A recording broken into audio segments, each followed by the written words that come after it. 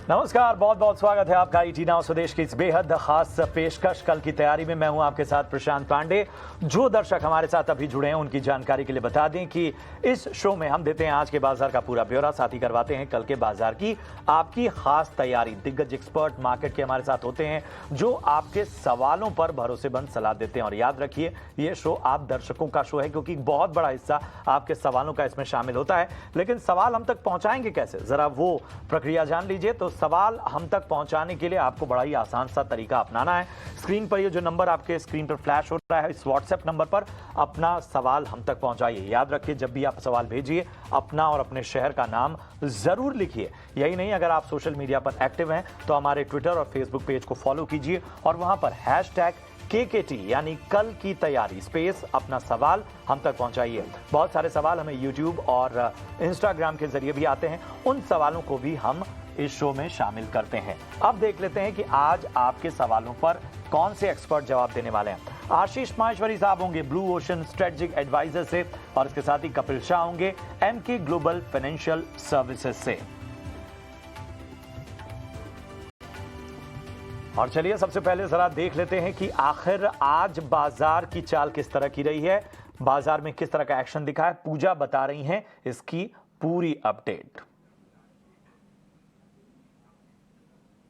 बिल्कुल जी, बाजार में आज शानदार तेजी देखने को मिली है और लगातार आज रिकॉर्ड लेवल्स ही देखने को मिल रहे थे आज के दिन भी बाजार में, और क्लोजिंग भी उन्हीं लेवल्स के पास हुई। अगर निफ्टी देखेंगे तो करीब 98 अंक चढ़कर पहली बार 19,498 के पास बंद हुआ। सेंसेक्स में 340 अंकों की तेजी देखने को मिली है और बैंक निफ्टी भी करीब 188 अंक ऊपर चढ़कर बंद हुआ। तो काफी शानदार आज तेजी देखने को मिली। बीच में जब बाजार खुला था तो एक थोड़ी कमजोरी आई थी, कंसोलिडेशन फेस चल रहा था, लेकिन उसके बाद से जो रफ्तार पकड़ी आज बाजार में, कमजोर ग्लोबल क्यूज के होते हुए भी बाजार आज अपनी ही चाल तय कर रहा था। तो शानदार मोमेंटम था और इसको आज लीड किया है। अगर इंडेक्स स्पेसिफिक बात करेंगे तो आज लीड करने वाले सेक्टर थे realty, energy, oil and gas. यहां से काफी अच्छा सपोर्ट दिखा। इसके अलावा पावर स्टॉक्स में भी आज अच्छी तेजी थी।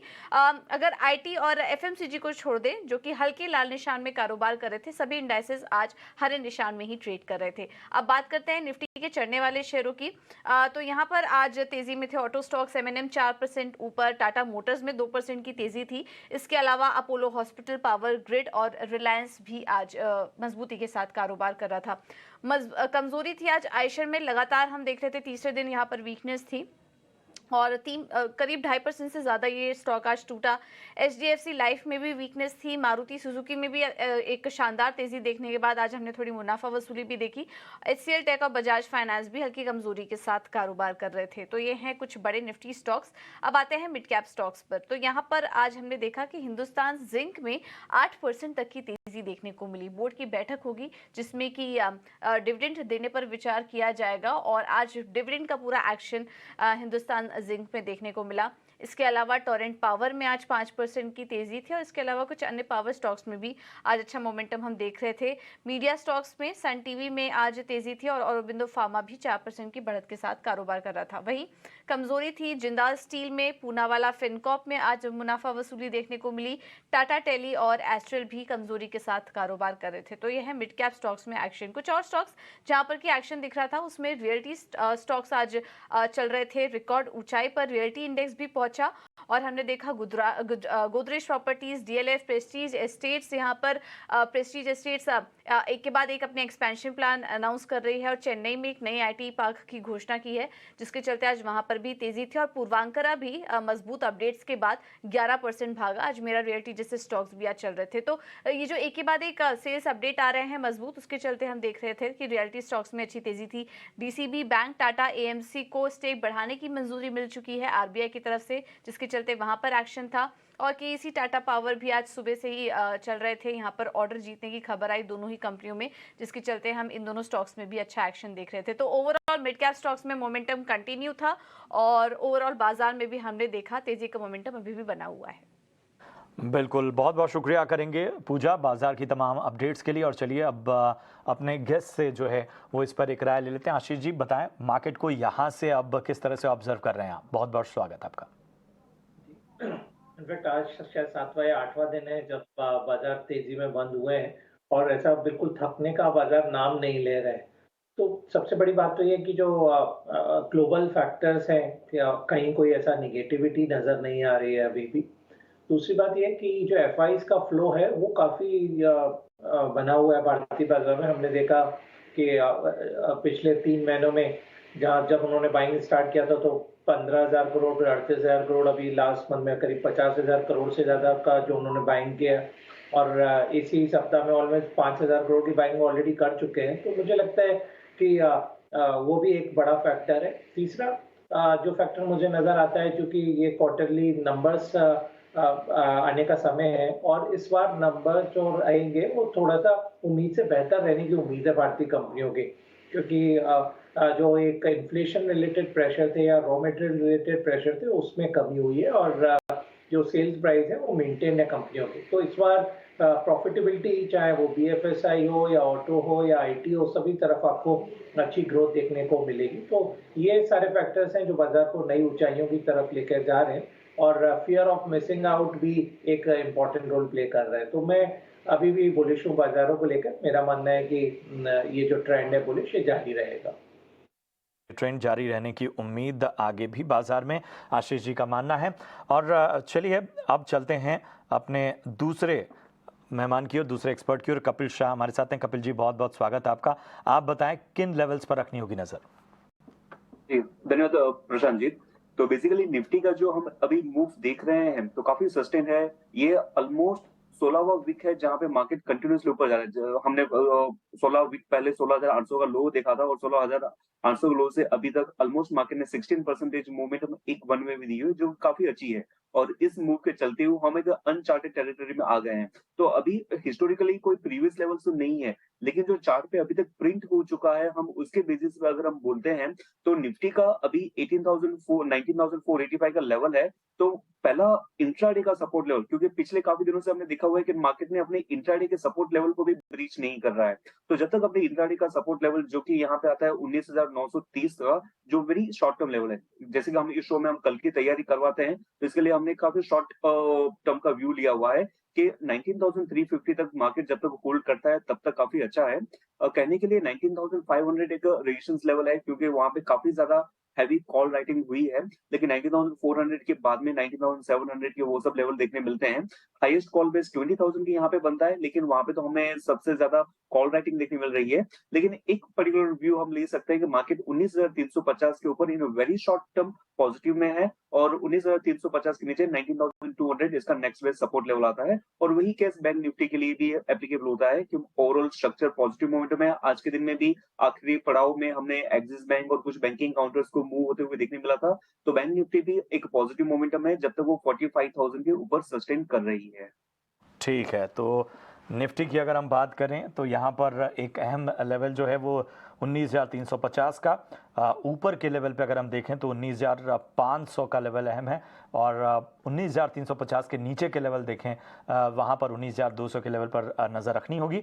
बैंक निफ्टी की अगर हम बात करें तो वहाँ पर 45,000 के ऊपर जब तक ये ट्रेड कर रहा है तब तक बाजार में जो है वो बेहतर संकेत मिलते रहेंगे। चलिए, जैसा कि मैं कहता हूं आप दर्शकों का शो है तो सवालों का सिलसिला आप शुरू करते हैं। संदीप आनंद है नई दिल्ली से और इनका सवाल है, टॉरेंट पावर के 20 शेयर इनके पास हैं, 713 के लेवल पर इन्होंने लिया हुआ है, होल्ड करें या फिर सेल करें? आशीष जी बताएं। प्रॉमिसिंग सेक्टर नजर आता है और हमने देखा कि जो भी लैगार्ड स्टॉक थे वो भी अब चलना शुरू हो गए हैं और ये भी एक काफी बेहतरीन कंपनी रही है टोरेंट पावर। और इनफैक्ट ये एक ऐसा स्टॉक है जिसने कोई करेक्शन देखा ही नहीं, इसने वन वे हमने स्टॉक में बाइंग आती देखी है और अब थोड़ा सा दोबारा कंसोलिडेशन के बाद दोबारा स्टॉक चल रहा है। तो बिल्कुल स्टॉक में बने रहने की सलाह रहेगी और किसी भी गिरावट पर स्टॉक को ऐड किया जा सकता है, क्योंकि जो नंबर्स हैं वो काफ़ी अच्छे हैं और जो इस टेरिटरी में ऑपरेट करते हैं, जो पर्टिकुलर गुजरात का टेरिटरी है, वहाँ पे यील्ड भी काफ़ी अच्छा है। तो मुझे लगता है कि एक होल्ड बेटर स्ट्रेटेजी रहेगी और यदि 2 साल का नज़रिया है आपका स्टॉक में, यदि आप होल्ड कर सकते हैं तो बिल्कुल ये स्टॉक 4 डिजिट में भी जाता दिखाई देगा। ठीक है, तो यहाँ जो नज़रिया वो पॉजिटिव है। संदीप का एक और सवाल है आशीष जी, LIC के 15 शेयर इनके पास है 904 के भाव पे, मेरे ख्याल से वो IPO के लेवल पे ही उन्होंने लिया हुआ है। क्या करना चाहिए? इसमें मेरी सलाह नेगेटिव रहेगी। मेरा सलाह रहेगी स्टॉक से निकल जाए, क्योंकि कोई बहुत ज़्यादा ट्रिगर मुझे LIC में नज़र नहीं आते जो आपके IPO के लेवल तक स्टॉक्स को दोबारा लेके जाने में सक्षम होंगे। तो मैं आपको सलाह दूंगा इस स्टॉक से निकल जाए, और मेरे हिसाब से यदि इसी रेंज में आपको स्टॉक खरीदना है तो या तो CCL प्रोडक्ट जो 750 रुपये के आसपास ट्रेड हो रहा है, इसमें काफ़ी पोटेंशियल नज़र आता है, या दीपक फर्टिलाइजर 600 रुपये के आसपास का अट्रैक्टिव बाय है। तो इन दोनों में से किसी में भी अपनी पोजीशन शिफ्ट कर ली। ठीक है, ठीक है, चलिए अगले दर्शक की ओर बढ़ते हैं। मुकेश जैन है बीकानेर से, और इनका सवाल है लक्ष्मी केमिकल के 250 शेयर इन्होंने लिए हुए हैं 432 के भाव पे, क्या करना चाहिए? शाह साहब बताएं क्या करना चाहिए?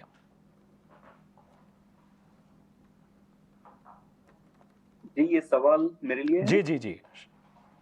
सॉरी प्रशांत, ये स्टॉक मैं ट्रैक नहीं कर रहा हूँ, तो उसके मैं कमेंट नहीं दे सकता। ठीक है आशीष जी, आपकी कोई राय? आप इसको ट्रैक करें, लक्ष्मी केमिकल। लक्ष्मी ऑर्गेनिक्स है, इनफैक्ट इसका नाम लक्ष्मी ऑर्गेनिक केमिकल है। तो इस स्टॉक के बारे में मैं बताना चाहूँगा कि कंपनी फंडामेंटली काफ़ी अच्छी कंपनी है, बट प्रॉब्लम क्या है कि जो केमिकल के स्टॉक्स हैं उसमें सभी में करेक्शन हमें देखने को मिल रहा है, क्योंकि केमिकल के प्राइसेस में गिरावट है। और दूसरा रीज़न ये जो चाइना से एक डिमांड बनी हुई थी, जिसके कारण से स्टॉक में सारे स्टॉक्स में बहुत इजाफा हुआ था पिछले साल, वहाँ काफ़ी स्लो डाउन है। तो जो एक्सपोर्ट मार्केट है इन कंपनियों का, वहाँ पर बिल्कुल ट्रैक्शन नहीं है, और ज़्यादा से ज़्यादा ये कंपनियों को माल अपना इंडियन मार्केट में बेचना पड़ रहा है, जहाँ ओवर सप्लाई है कई केमिकल्स की। तो मेरी सलाह रहेगी स्टॉक में से निकल जाने की, और मैं इसकी बजाय आपको सजेस्ट करूंगा कोई फार्मा स्टॉक में आप निवेश करें, जहाँ आपको बेटर रिटर्न बनेंगे। तो मैं आपको सलाह दूंगा कि आप ऑरबिंदो फार्मा के स्टॉक में निवेश करें। यहाँ से मुझे 25 से 30% की अपसाइड ऑरबिंदो फार्मा में इन शॉर्ट टर्म नजर आती है। ठीक है, तो यहाँ पर आपको एक खास विकल्प मिलता हुआ। DC शर्मा साहब हैं जयपुर से, और इनका सवाल लेते हैं। इनके पास BHEL के 2500 शेयर हैं, 88 रुपए के लेवल पर लिया है, होल्ड करें या फिर सेल करें, पूछ रहे हैं। कपिल जी बताएं। BHEL का स्टॉक बेसिकली मैं एक मोमेंटम ऑस्सिलेटर इंडिकेटर यूज कर रहा हूँ, जिसका एक पॉजिटिव कंफर्मेशन मुझे हर एक टाइम फ्रेम पे मिल रहा है। और हम अभी देख रहे हैं कि इंडस्ट्रियल मैन्युफैक्चरिंग स्टॉक या कैपिटल गुड्स के जो स्टॉक्स है उसमें काफी एक अच्छी खासी मोमेंटम देखने मिल रही है। तो BHEL का स्टॉक का स्ट्रक्चर काफी अच्छा है। स्टॉक ने कल के दिन में ही काफी अच्छा मूव दिया था। कल के दिन के मूव की वजह से उसने एक ब्रेकआउट भी हमें सस्टेन वे में देखने मिला हुआ है। तो इस स्टॉक को डेफिनेटली हम होल्ड कर सकते हैं। और इन शॉर्ट टर्म हम अगर देखते हैं तो अभी 92 का लेवल चल रहा है, तो उसके अपसाइड पोटेंशियल कहाँ ना कहाँ पे हमें देखने मिलती है कि 115 से 120 रुपए तक। सो इतने ऊपर के लेवल तक की ऊंचाई ये स्टॉक में मोमेंटम आ सकते हैं, वैसा एक्सपेक्टेशन है। तो इस स्टॉक को डेफिनेटली होल्ड कर सकते हैं। करने की सलाह इस स्टॉक को। और फिलहाल सवालों के सिलसिले को यहाँ थोड़ा रोकेंगे। कल बाजार के लिए क्या अहम ट्रिगर्स हैं, वामाक्षी बताने के लिए मौजूद हैं। वामाक्षी बताएं। जी बिल्कुल, शुरुआत करते हैं हम कुछ इंपॉर्टेंट ग्लोबल क्यूज़ के साथ। तो कल हमारी नज़र होगी US से आने वाले अनएम्प्लॉयमेंट रेट पर। इसके अलावा अगर हम देखें कॉर्पोरेट एक्शन के बल पर भी काफ़ी सारे शेयर्स फोकस में रहेंगे। सुज़लॉन एनर्जी की बोर्ड की बैठक होने जा रही है कैपिटल रेजिंग को लेकर। इंडियन ऑयल भी फंड रेजिंग को लेकर चर्चा करेंगे। राइट्स इशू के द्वारा ये कैपिटल रेज करना चाह रहे हैं। और इसके अलावा LTI माइंट्री भी फोकस में रहेगा, क्योंकि कल आखिरी दिन है ये स्टॉक को खरीदने का, अगर आपको डिविडेंड के लिए एलिजिबल होना है तो। कल AGMs भी होने वाली है बैंक ऑफ बड़ौदा और इंडियन ओवरसीज बैंक की, और इसी के चलते ये दो स्टॉक्स भी आपके रेडार पर ज़रूर होने चाहिए। इसके अलावा भी कुछ इंपॉर्टेंट इवेंट्स हो रहे हैं। जियो भारत फ़ोन की जो सेल है वो शुरू होने वाली है कल से। इनफैक्ट रिलायंस जियो ने Jio Bharat B2 phone platform announce जो किया था, उसकी जो बीटा ट्रायल्स हैं वो कल से चालू होने वाले हैं। और एक और इंटरेस्टिंग इवेंट होने वाला है, वो है कि कल वर्ल्ड चॉकलेट डे है। तो इन सारे इंपॉर्टेंट इवेंट्स और ट्रिगर्स पर आप ज़रूर नज़र बनाए रखिएगा। बिल्कुल, तो यहाँ पर नज़र रखनी है। और अब बात नॉन लाइफ इंश्योरेंस सेक्टर की। जून महीने में इस सेक्टर में 14% की सालाना ग्रोथ देखने को मिली है। प्रीमियम भी बढ़ा है। वहीं सरकारी जनरल इंश्योरेंस कंपनियों की ग्रोथ थोड़ी कम देखने को मिली है। पूरी डिटेल्स दे रहे हैं हमारे सहयोगी Anurag Shah. Non life insurance industry के अंदर जो डबल डिजिट ग्रोथ है वो जारी है और जून के अंदर भी नॉन लाइफ इंश्योरेंस कंपनियों ने 14% की जो प्रीमियम ग्रोथ है वो दर्ज की है और इसमें प्राइवेट कंपनियों का योगदान ज़्यादा है और पब्लिक सेक्टर इंश्योरेंस कंपनीज़ है उनके द्वारा भी ठीक ठाक प्रदर्शन किया गया है। अगर मैं बात करूँ PSU जनरल इंश्योरेंस ग्रोथ की तो वो 7% रही है, प्राइवेट इंश्योरेंस कंपनी की जो ग्रोथ है वो करीब 17% रही है और स्टैंड अलोन हेल्थ इंश्योरेंस कंपनियाँ उसकी ग्रोथ 23% रही है। अगर इस स्पेस के अंदर लिस्टेड कंपनियों की बात की जाए जून के महीने के अंदर तो न्यू इंडिया एश्योरेंस सबसे बड़ा मार्केट प्लेयर, सरकारी इंश्योरेंस कंपनी 5% ग्रोथ दर्ज की है। ICICI Lombard private insurance company 21% growth दर्ज की है और स्टार हेल्थ इंश्योरेंस कंपनी है उसके द्वारा 19% जो प्रीमियम ग्रोथ दर्ज की गई है। अगर हम पूरी तिमाही की बात करें अप्रैल, मई और जून की पहली तिमाही के अंदर तो यहाँ पर न्यू इंडिया के द्वारा करीब 9%, ICICI लोम्बार्ड के द्वारा 19% और स्टार हेल्थ के द्वारा करीब 20% की ग्रोथ दर्ज की गई है। तो एक और जो महीना है इंश्योरेंस सेक्टर के लिए, नॉन लाइफ इंश्योरेंस सेक्टर के लिए अच्छा रहा है जहां पर प्राइवेट कंपनियों ने अच्छा प्रदर्शन किया, स्टैंड अलोन हेल्थ इंश्योरेंस कंपनियों ने भी अच्छा प्रदर्शन किया है। ठीक है, तो एक व्यू ज़रा हम ले लेते हैं आशीष जी, कोई ख़ास नज़रिया, कोई स्टॉक जो फोकस में इंश्योरेंस सेक्टर का आपको लगता है जहां बेहतर संकेत आपको मिल रहे हैं?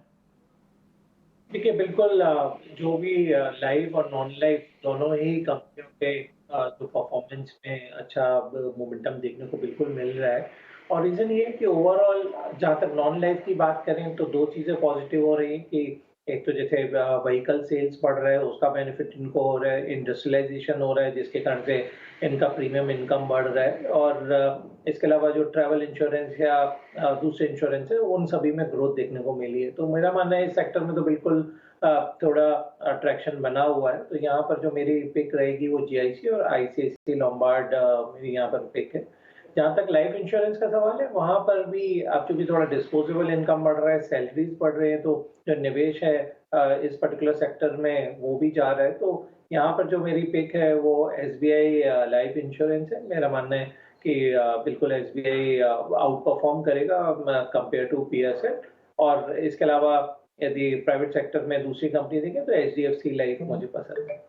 ठीक है, तो ढेर सारी जो हैं वो आपको चॉइसेस दी हैं इस वक्त आशीष जी ने। चलिए सवालों का सिलसिला एक बार फिर शुरू करते हैं और हमारे जो अगले दर्शक हैं उनका सवाल लेते हैं। KG चावड़ा साहब हैं और उनका सवाल है कि हिंडाल्को के 50 शेयर हैं इनके पास, 204 के भाव पे होल्ड करें या फिर सेल करें। कपिल बताएं क्या होगी सलाह? जी बेसिकली अभी का जो दौरा मार्केट का रहा है वहां पे मेटल सेक्टर में हमें इतने कुछ पार्टिसिपेंट देखने नहीं मिला हुआ है और स्टॉक काफी सारे आप नॉन फेरस फेरस स्टॉक आप देखते हैं तो एक कंसोलिडेशन पैच में रहे हैं, उतने कुछ खास हमें ट्रैक्शन देखने नहीं मिला हुआ है और हिंडाल को भी कुछ इसी रेंज में चल रहा है, 400 रुपए नीचे में और 435 रुपए ऊपर में। मार्केट कहाँ की कहाँ चली गई लेकिन ये स्टॉक में सारे के अपने ढेरे बने हुए हैं। तो अगर आपका होराइजन एक शॉर्ट टर्म का होता है तो मेरे हिसाब से इस स्टॉक में से थोड़ा सा ऊपर में 430 433 के अराउंड हमें एक बार एग्जिट ले लेनी चाहिए शॉर्ट टर्म के पर्सपेक्टिव से, क्योंकि पहले भी हिस्टोरिकली भी स्टॉक ने 430 33 के यहाँ पे आके नीचे में रिवर्ट किया हुआ है। तो वो एक अपना एक रेजिस्टेंस लेवल बनता है इस स्टॉक के लिए। तो ऊपर के लेवल पे थोड़ा सा ऊपर के लेवल पे 430 के अराउंड इस स्टॉक में से एग्जिट करना चाहिए from short term trading perspective. ठीक है, तो यहाँ पर आपको खास नजरिया मिलता हुआ।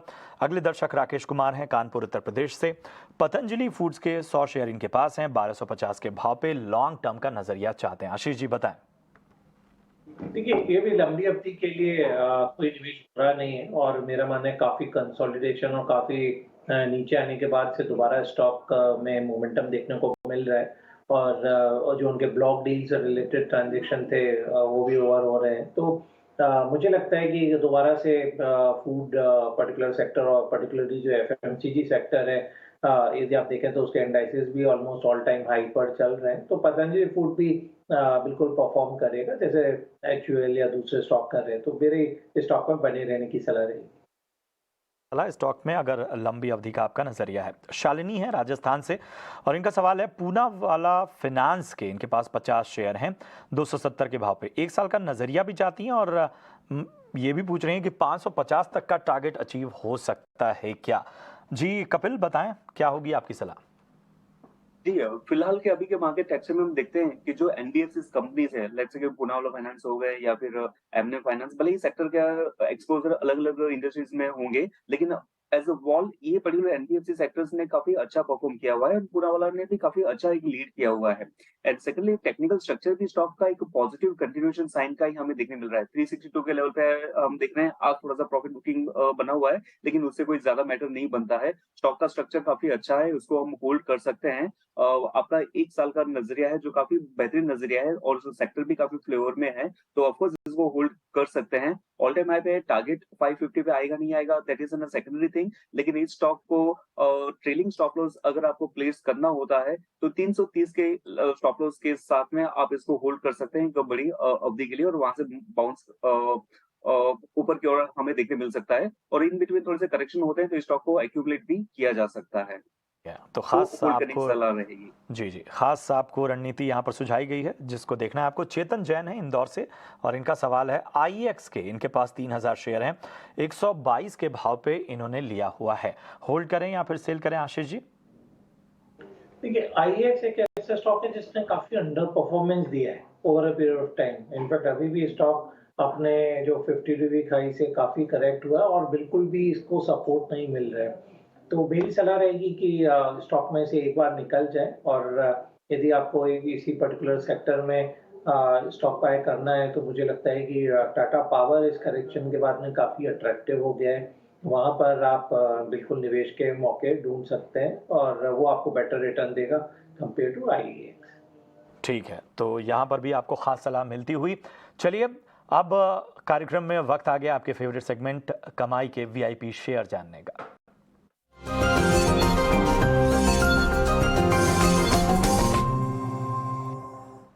कपिल जी बताएं, आखिर आज आपकी चॉइसेस क्या है?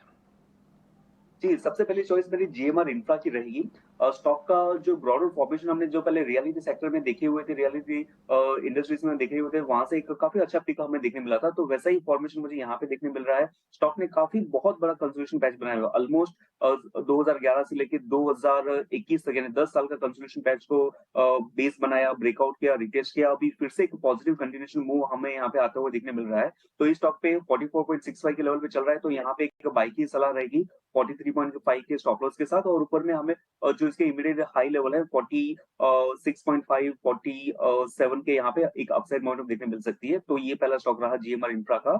और दूसरा स्टॉक है कॉनकोर का।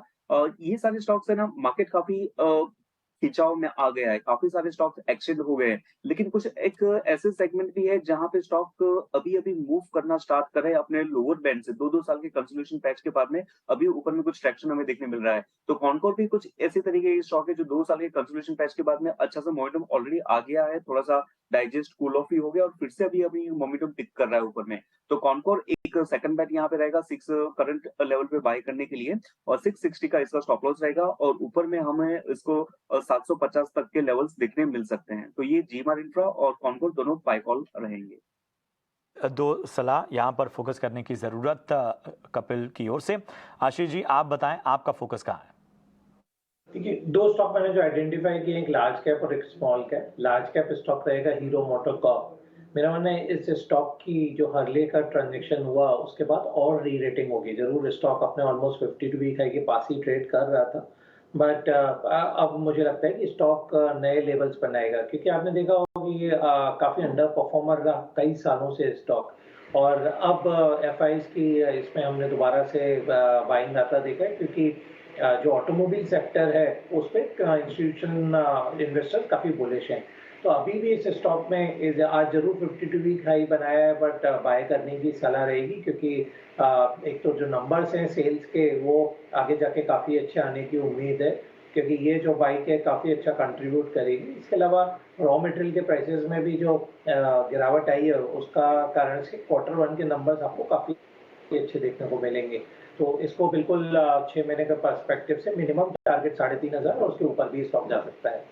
जहाँ तक स्मॉल कैप स्टॉक है तो मैंने आइडेंटिफाई किया Aryan super structures limited.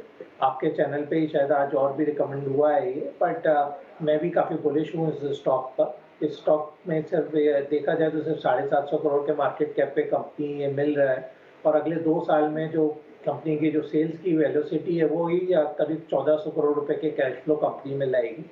Debt equity भी 1 के आसपास है कंपनी का, और मेरा मानना है जो कभी 40-42 करोड़ का मुनाफा कंपनी कर रही है 2 साल में 100 करोड़ रुपए तक पहुंचने का बिल्कुल इसमें क्षमता है। तो काफी अट्रैक्टिव ठीक है, ठीक है, ठीक है। तो यहाँ पर आपको नजर रखनी है। बहुत बहुत शुक्रिया करेंगे आशीष जी और इसके साथ ही कपिल, आप दोनों का। और फिलहाल कल की तैयारी की पूरी टीम को दीजिए इजाजत। आप देखते रहिए ईटी नाउ स्वदेश। नमस्कार।